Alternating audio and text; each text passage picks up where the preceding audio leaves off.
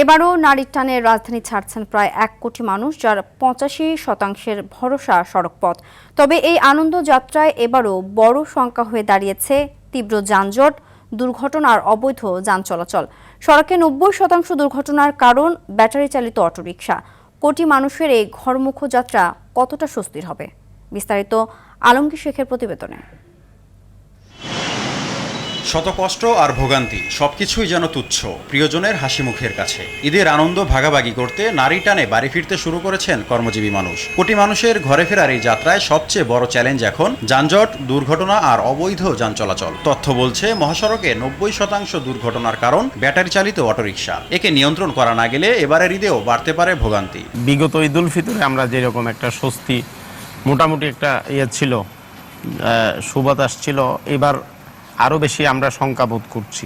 দুর্ঘটনার জন্য আমাদের এখন সবার আগে যেটা প্রয়োজন, মহাসড়ক থেকে ব্যাটারি চালিত রিক্সা আলাদা করা। অন্যদিকে দীর্ঘ যাত্রাপথে সবচেয়ে বড় ভোগান্তির নাম ওয়াশরুম সংকট। মালিকপক্ষের নির্ধারিত স্থান ছাড়া থামার সুযোগ না থাকায় জরুরি প্রয়োজনেও থামে না গাড়ি। ক্লিন মাস্টার টয়লেট ক্লিনার, সবচেয়ে সেফ, সবচেয়ে ক্লিন। ফলে চরম দুর্ভোগে পড়ছেন নারী, শিশু ও বয়স্ক যাত্রীরা।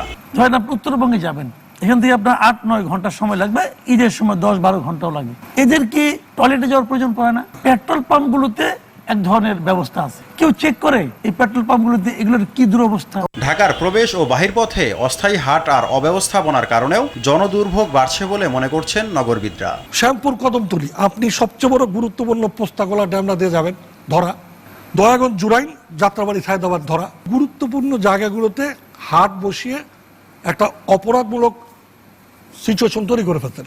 নিজের গলায় নিয়ে যে ফাঁস দিয়ে যদি বলে আমাকে কে ফাঁস দিল রে, সে অবস্থা তৈরি করা হচ্ছে। এবারের ঈদ যাত্রায় মহাসড়কে 3 হুইলার ঠেকাতে কঠোর অবস্থানের কথা জানান বাংলাদেশ সড়ক পরিবহন মালিক সমিতির মহাসচিব সাইফুল আলম। দুর্বল তার উপরে আপনি সবল হলেন, আইন প্রয়োগ করলেন। আমার গাড়িকে রেজিস্ট্রেশন আছে, এর ফিটনেস নেই, এর জন্য ধরলেন, এটা ঠিক করি নেই, এর জন্য চালক এলেন, এর জন্য ধরলেন, পানিশমেন্ট, সব ঠিক আছে, ঠিক করার জন্য এগুলো করতে হবে। কিন্তু যার কিছুই নেই, যে সড়কে আসার কথা না, যাকে আপনি ডকুমেন্টারি কিছু পানিশমেন্ট দেওয়ার কোনো ওয়েই নাই, বাট তাকে আপনি অ্যালাউ করতেছেন এবং ফ্রিডম, তার কোনো কিন্তু ধরাবাধা নাই।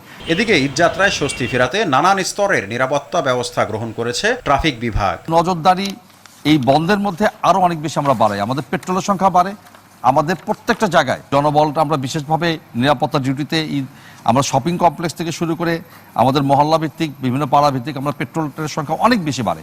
প্রতি ঈদেই ঘরে ফেরার আনন্দের সঙ্গে যোগ হয় শঙ্কা আর ভোগান্তি। তবুও নারী টানে থেমে থাকে না মানুষের যাত্রা। এবারও নিরাপদ ও নির্বিঘ্ন ঈদযাত্রার আশ্বাস দিচ্ছে প্রশাসন। তবে বাস্তবে স্বস্তি মিলবে কিনা সেটি এখন বড় প্রশ্ন। আলমগীর শেখ, RTV, ঢাকা।